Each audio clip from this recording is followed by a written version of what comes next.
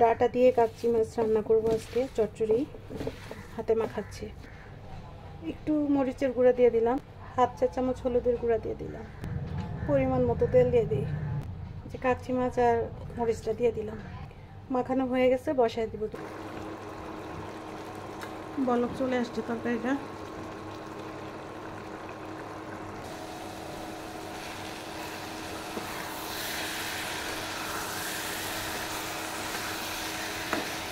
চুলাটা একটু কমায় দিই।